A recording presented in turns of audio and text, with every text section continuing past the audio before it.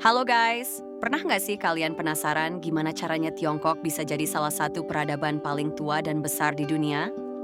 Nggak cuman itu, sejarah Tiongkok juga penuh dengan intrik, peperangan, dan inovasi-inovasi yang mengubah dunia. Kali ini kita bakal bahas sejarah Tiongkok dari awal banget sampai akhirnya jadi kekuatan besar seperti sekarang. Pertama-tama, kita harus ngomongin soal dinasti Xia yang dipercaya sebagai dinasti pertama di Tiongkok.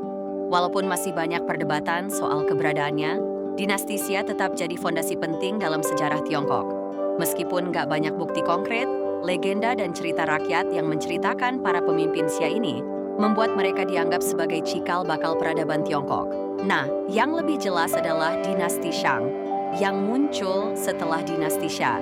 Mereka dikenal sebagai dinasti pertama yang punya bukti sejarah nyata, kayak prasasti dari tulang orakel yang isinya ramalan, keputusan penting, bahkan soal perang. Pada masa dinasti Shang ini juga, penggunaan perunggu mulai berkembang pesat. Ini penting banget karena perunggu nggak cuma dipakai buat alat-alat sehari-hari, tapi juga benda-benda keagamaan yang menunjukkan betapa spiritualnya orang Tiongkok zaman itu. Lalu, kita masuk ke dinasti Zhou. Disinilah konsep mandat surga muncul. Apa sih mandat surga itu? Ini semacam doktrin yang bilang kalau kaisar berkuasa karena pilihan dewa, tapi kalau dia mulai nggak becus, mandat itu bisa dicabut kapan aja. Akibatnya, dinasti Zhou terkenal dengan banyak pergolakan dan perubahan. Tapi yang seru adalah dari situ juga lahir filsafat yang sangat berpengaruh seperti Konfusianisme dan Taoisme. Fast forward ke dinasti Qin, guys. Ini dia dinasti yang benar-benar menyatukan Tiongkok. Qin Shi Huang, kaisar pertamanya, terkenal banget karena berhasil menyatukan berbagai kerajaan kecil yang selalu ribut. Tapi jangan salah, cara dia menyatukan Tiongkok tuh nggak main-main.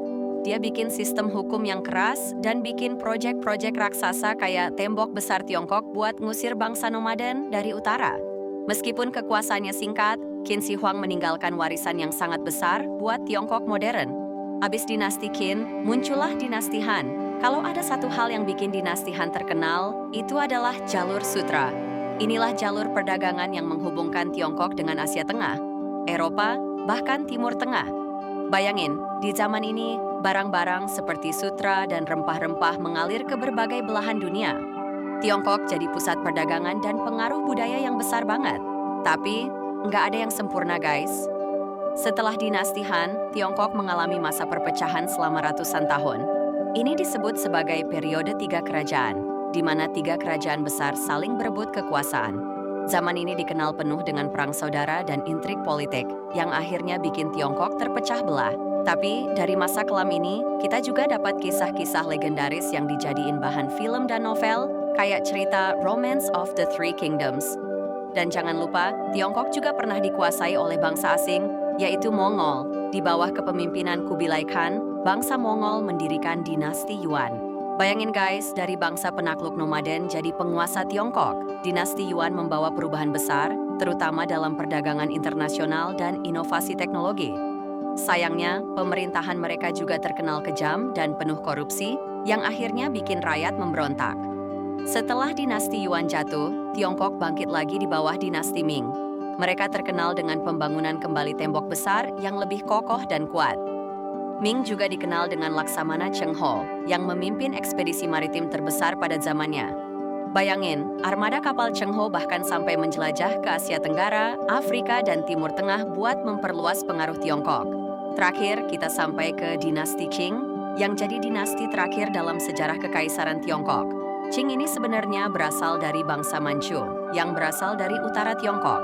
Di bawah Qing, Tiongkok mencapai puncak kejayaannya, tapi juga menghadapi banyak tantangan dari dalam dan luar. Perang candu, invasi asing, dan pemberontakan internal bikin dinasti Qing goyah. Akhirnya, pada awal abad ke-20, kekuasaan kekaisaran Tiongkok runtuh, dan Republik Tiongkok didirikan. Wah, panjang juga ya perjalanan sejarah Tiongkok, dari dinasti pertama sampai akhirnya berubah jadi republik. Tapi ini baru sebagian kecil dari sejarah Tiongkok yang penuh dengan intrik, inovasi, dan pengaruh besar di dunia.